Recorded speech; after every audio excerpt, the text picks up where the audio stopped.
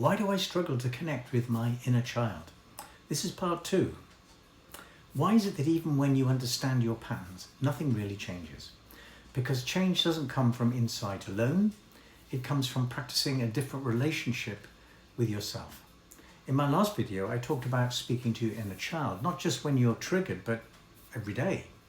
In this video, I want to show you exactly what that sounds like, because this is the work you can do in between sessions where real change begins. Let's start with the morning. You wake up and instead of going straight into your phone or your to-do list, you pause, you check in. You might say, how are you feeling this morning? And you wait. You notice a slight tension in your chest, a low-level anxiety. Instead of ignoring it, you respond, I can feel something feels a bit unsettled this morning. Now I'm here with you. We'll take this one step at a time. That's it. No fixing, just connection. Now let's move into the day. You receive an email that feels, well, critical, and immediately your inner critic steps in. You got this wrong. You should have done better. This is why people don't trust you. Notice what happens next. Your body tightens, your mood drops. That's your inner child feeling the impact. Now listen to the shift. Hold on.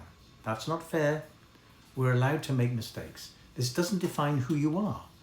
And then turning inward, I can feel this has brought something up. Maybe that old feeling of not being good enough. I'm here with you. You're not alone in this. You are interrupting the critic and supporting the inner child at the same time in this process. That's the work. Now another moment, you're about to say yes to something you don't really want to do. There's a familiar pull to please. You pause. What's happening inside? You might say, I can feel a pressure to say yes, but also something in me feels uncomfortable. That uncomfortable feeling is your inner child. So you respond.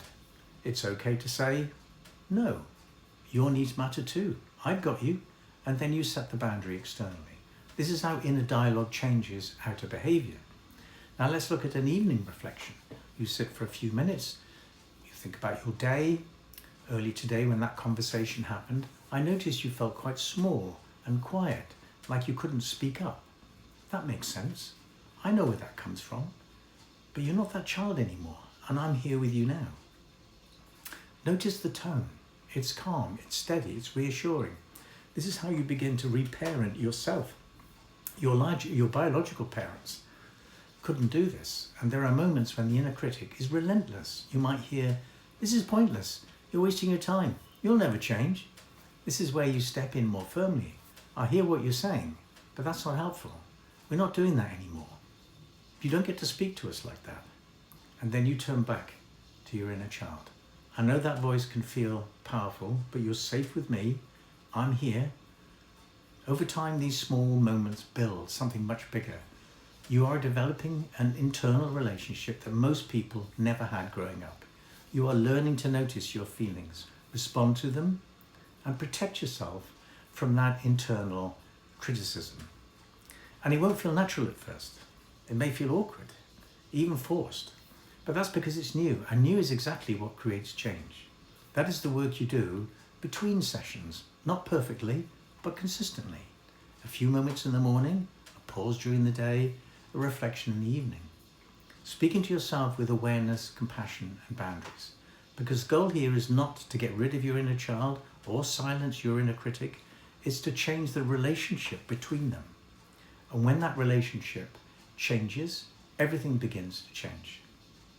If you'd like help connecting with your inner child and pushing back on your inner critic, visit my website, book a free discovery call. Let's see what's possible.